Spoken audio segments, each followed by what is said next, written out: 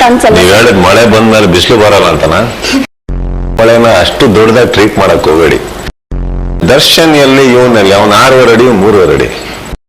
ನೀವು ರೆಟ್ಟೆ ಹಾಕಿದಿರಾ, ನನಗಿಷ್ಟ ಇಲ್ಲ. ಏನ್ ಇಟ್ಕೊಂಡು ಅವ್ನಿಗೆ ರೆಟ್ಟೆ ಹಾಕೋ ನನ್ ಮುಂದೆ ಅಂದ್ರೆ ವಾಟ್ ಇಸ್ ದಿಸ್?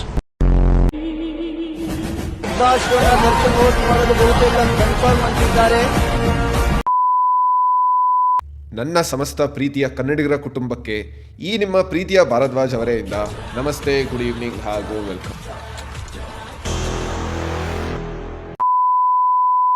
ನಾನು ಇವತ್ತು ಕಿಚ್ಚ ಸುದೀಪ್ ಅವ್ರದ್ದು ಥಗ್ ಲೈಫ್ ಮೂಮೆಂಟ್ಸ್ಗೆ ರಿಯಾಕ್ಟ್ ಮಾಡ್ತೀನಿ. ಲೆಟ್ಸ್ ಫಕಿಂಗ್ ಗೋ. ಹೆಸರು ಗೊತ್ತಾಗಿದ್ದೀನ, ದಯವಿಟ್ಟು ದೇಶ ಬಿಟ್ಟು ಓಡಬೇಡಿ. ಇದು ನಾನು ನಿಮಗೆ ಕೊಡ್ತಾರೆ ಅಡ್ವೈಸ್. ಓಕೆನಾ?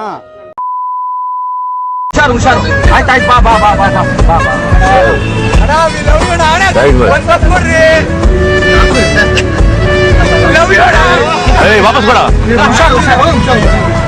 ಓಕೆ,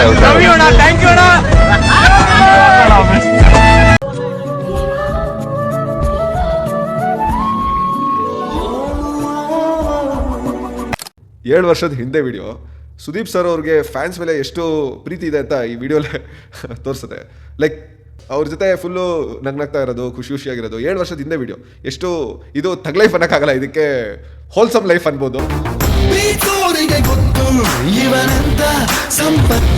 ಆದರೆ ನಿಜವಾಗ್ಲೂ ತುಂಬ ಒಳ್ಳೆ ಮೂಮೆಂಟು. ಅವ್ರ ಫ್ಯಾನ್ಸ್ಗೆ ಅವ್ರ ಮೇಲೆ ಎಷ್ಟು ಪ್ರೀತಿ ಇದೆ. ಹೋಗೋ ಗಾಡಿಯಲ್ಲಿ, ಅಂದರೆ ಒಂದು ಗಾಡಿಯಲ್ಲಿ ಹೋಗ್ತಾ ಇರ್ತಾರೆ, ರಿಸ್ಕು ಓಕೆ, ಸ್ಲೋ ಆಗಿ ಹೋಗ್ತಾ ಇದ್ದಾರೆ, ಅದೇನೋ ಓಕೆ. ಆದರೆ ಆ ರಿಸ್ಕಲ್ಲೂ ಅವರು ಹಣ ಒಂದು ಪಫ್ ಕೊಡೋಣ ಅಂತ ಎಲ್ಲ ಕೇಳ್ಬಿಟ್ಟು ಪಫ್ ತೊಗೊಂಡು ವಾಪಸ್ ಸುದೀಪ್ ಸರ್ ವಾಪಸ್ ಕೇಳ್ಬಿಟ್ಟು ಜೋಕಾಗೆ.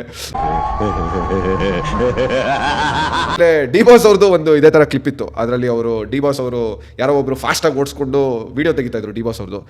ಡಿ ಬಾಸ್ ಅವ್ರಿಗೇನು ಎಷ್ಟು ಕನ್ಸರ್ನ್ ಅಂದರೆ ಅವ್ರ ಅಭಿಮಾನಿ ಮೇಲೆ, ಅವರು ಹೋಗ್ಬಿಡ್ರು ನೋಡ್ಕೊಂಡು ಓಡಿಸೋ ಅಂತ ಒಂದು ವೈರಲ್ ಕ್ಲಿಪ್ ಇದೆ. ಎಲ್ಲರ ಮೇಲೂ ಅಷ್ಟು ಪ್ರೀತಿ ವಿಶ್ವಾಸ, ಅಭಿಮಾನಿಗಳಿಗೂ ಅಷ್ಟು ಪ್ರೀತಿ ಇದೆ ಅಂತ ನಿಜವಾಗ್ಲೂ ಈ ವಿಡಿಯೋ ತೋರಿಸುತ್ತೆ.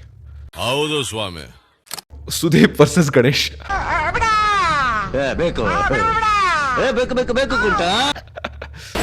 ದರ್ಶನ್ ಗಣೇಶ್ ಹೆಂಗ್ ಕಂಪೇರ್ ಮಾಡ್ತೀರಾ ನೀವು? ಮುಂಗಾರು ಮಳೆ ಹಿಟ್ ಆಯ್ತು, ಅದ್ರ ಹಿಂದೆ ವಿಜಯ್ ಮಾಡಿರುವಂತ ದುನಿಯಾ ಹೌದು ಹಿಟ್ ಆಯ್ತು. ಸೊ ಕಂಟಿನ್ಯೂಸ್ಲಿ ಈಗ ಹೆಂಗ್ ಇವಾಗ ತಾನು ಇಂಟ್ರೊಡ್ಯೂಸ್ ಆಗ್ತಿರೋಂಥದ್ದು 100 days ಈ ತರ ಎಲ್ಲ ಹೋಗ್ತದೆ. ಅದ್ರ ಬಗ್ಗೆ ನಿಮ್ಗೆ ಏನ್ ಅನ್ಸುತ್ತೆ? ಸೊ ಇಲ್ಲಿ ಕಾಂಪಿಟೇಷನ್ ಇದೆ ಅಂತ ಅನ್ಸಲ್ಲ. ನೀವ್ ಹೇಳಿದ್ ಮಳೆ ಬಂದ್ಮೇಲೆ ಬಿಸಿಲು ಬರಲ್ಲ ಅಂತನ?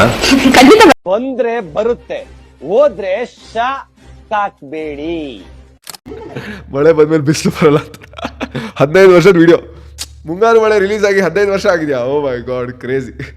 ಮುಂಗಾರು ಮಳೆ ಬಂದ್ರೆ ಬೇರೆ ಬರ್ತವೆ. ಮುಂಗಾರು ಮಳೆನ ಅಷ್ಟು ದೊಡ್ಡದಾಗಿ ಟ್ರೀಟ್ ಮಾಡಕ್ ಹೋಗಬೇಡಿ. ನೀವು ದರ್ಶನ್ ಗಣೇಶ್ ಅಂತ ಹೇಳಿದ್ರು. Let me tell you, Darshan has established himself with lot of films. ಒಂದು ಮುಂಗಾರು ಮಳೆನ ತಗೊಂಡೋಗ್ಬಿಟ್ಟು ನೀವು ತಲೆ ಮೇಲೆ ಕೂರ್ಸ್ಕೊಂಡಿರೋದು ನಿಮ್ ತಪ್ಪು. ಓ ಮೈ ಗಾಡ್, ನಾನು ನಿಜವಾಗ್ಲೂ 15 ವರ್ಷದ ಹಿಂದೆ 10 ವರ್ಷದ ಹಿಂದೆ ಎಲ್ಲ ಆಕ್ಟರ್ಸ್ ಎಷ್ಟು ಅನ್ಫಿಲ್ಟರ್ಡ್ ರಾ ಆಗಿ ಮಾತಾಡ್ತಾ ಇದ್ರು. ಏನು ಜಾಸ್ತಿ ತಲೆ ಕೆಡ್ಸೋದಲ್ಲ. ಇವಾಗ್ಲೂ ಸುದೀಪ್ ಸರ್ ಆಗ್ಲಿ, ಅಂದ್ರೆ ಟಾಪ್ ಹೀರೋಸು ಅವ್ರಿಗೆ ಹೆಂಗಿಷ್ಟನೋ ಹಂಗೆ ಮಾತಾಡೋದು. ಆದ್ರೆ ಅವಾಗಂತೂ ಇನ್ನೂ ನೆಕ್ಸ್ಟ್ ಲೆವೆಲ್. ಮಳೆ ಹೋದ್ಮೇಲೆ ಬಿಸಿಲು ಬಂದೇ ಬರುತ್ತೆ. ತಲೆ ಮೇಲೆ ಕೂರ್ಸ್ಕೊಂಡಿದ್ದೀರಾ?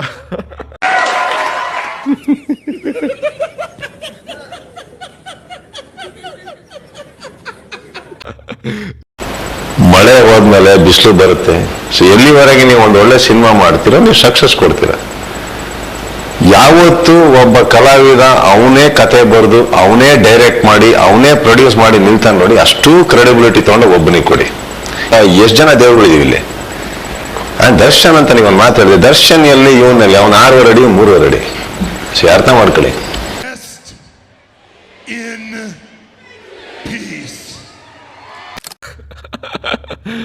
ಕ್ರೇಜಿ. ನಿಜವಾಗ್ಲೂ ಇದು ಸಿಕ್ಕಾಬಡೆ ಸ್ಯಾವೇಜ್. ಆಮೇಲೆ ಸ್ಯಾವೇಜ್ ಜ್ಞಾಪಕ ಬಂತು ವಿಡಿಯೋ ಎಂಡಲ್ಲಿ, ಆಯಿತಾ? ವಿಡಿಯೋ ಲಾಸ್ಟ್ವರೆಗೂ ನೋಡಿ. ವಿಡಿಯೋ ಎಂಡಲ್ಲಿ ಯಾರ್ಯಾರು ಡಿ ಬಾಸ್ ಅಭಿಮಾನಿಗಳಿದ್ದಾರೋ ಅಥವಾ ಜನರಲಿ ಯಾರಿಗೋ ಒಬ್ರಿಗೆ ಒಂದು ಹೊಸ ರೂಮರು, ಹೊಸ ನ್ಯೂಸ್ ಬೇಕೋ, ವಿಡಿಯೋ ಎಂಡ್ವರೆಗೂ ನೋಡಿ. ವಿಡಿಯೋ ಎಂಡಲ್ಲಿ ಒಂದು ಒಳ್ಳೆ ಸರ್ಪ್ರೈಸ್ ಇದೆ, ಸಸ್ಪೆನ್ಸ್ ಇದೆ. 100%.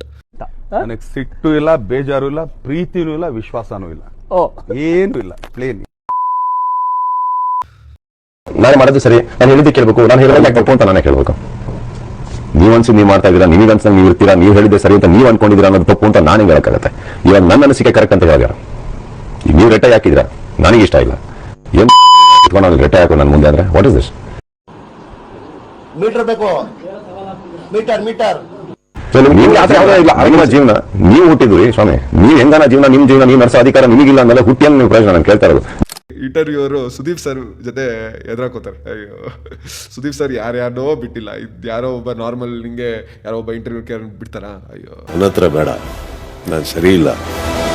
ಯಾರ್ಯಾರ ಕಪಾಳ ಕುಡಿತಾ ಇದೀರಾ, ಯಾರ್ಯಾರ ಮಕ್ಕಳಲ್ಲಿ ಉಡಿತಾ ಇದ್ದೀರಾ, ಅಥವಾ ಸುಮ್ಮನೆ ಯಾರ್ಯಾರ ಮೇಲೆ ಏನಾರ ಸ್ಟೇಟ್ಮೆಂಟ್ಸ್ ಕೊಡ್ತಾ ಇದ್ರು? ಇಲ್ವಲ್ಲ, ನಾನು ಹಿಂಗೆ ಇರ್ತೀನಿ, ನಾನು ಹಿಂಗೆ ಮಾಡ್ತೀನಿ, ಅದ್ರ ತಪ್ಪೇನಿದೆ?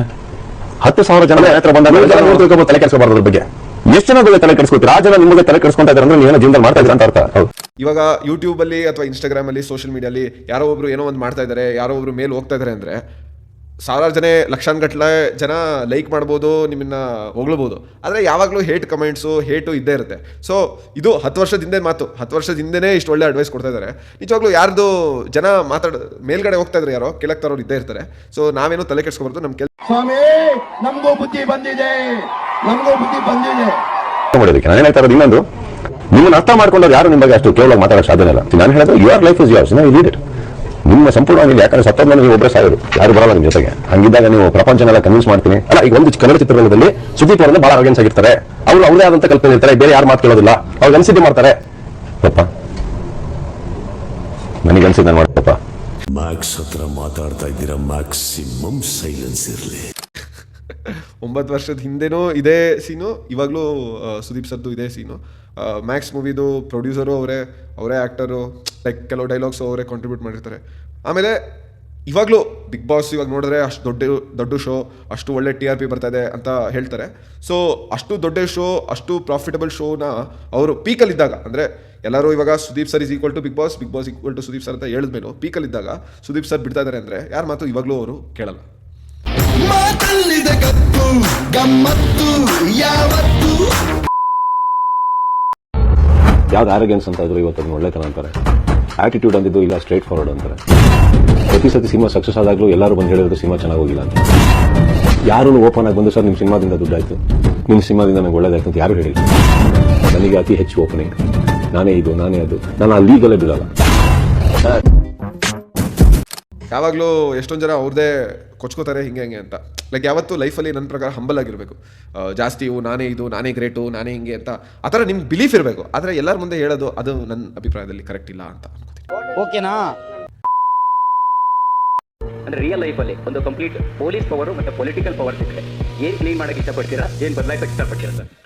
ಅಂದ್ರೆ ನಾನು ಏನು ಹೇಳಿದ್ರೆ ಯಾರಿಗೋ ಹೇಳಿದೆ ಅಂತ ನೀವು ಆಗ್ತಿರಲ್ಲ, ಅದಕ್ಕೆ ಕ್ಲೀನ್ ಮಾಡಕ್ಕೆ ಇಷ್ಟ. ಸರ್ ಖಂಡಿತ ಒಳ್ಳೆ ಚಾಣಾಕ್ಷ ರಾಕ್ಷಸಂತರ ಕಾಣ್ತಾ ಇದೆಯಾ. ಸುದೀಪ್ ಸರ್ ಮೀಡಿಯಾಗೆ ಆನ್ಸರ್ ಕೊಡೋದು, ಯಾರೋ ಒಬ್ರಿಗೆ ಏನೋ ಹೇಳಿ ಅವ್ರು ಬೇರೆ ಥರ ಇಂಟರ್ಪ್ರಿಟ್ ಮಾಡಿಕೊಂಡು ಈ ಮೀಡಿಯಾ ತಮ್ನೇಲು ಆಮೇಲೆ ಬೇರೆ ಬೇರೆ ಥರ ಮಾಡಿಫೈ ಮಾಡಿಕೊಂಡು ಕಾಂಟ್ರವರ್ಸಿ ಕ್ರಿಯೇಟ್ ಮಾಡಿ ಮಸಾಲ ಕ್ರಿಯೇಟ್ ಮಾಡೋದು ಮೀಡಿಯಾದು ಕೆಲಸ ಅಂತ ಎಲ್ಲರಿಗೂ ಗೊತ್ತು. ಅದನ್ನು ಕ್ಲೀನ್ ಮಾಡ್ತಾರಂತೆ. ಕ್ರೇಜಿ.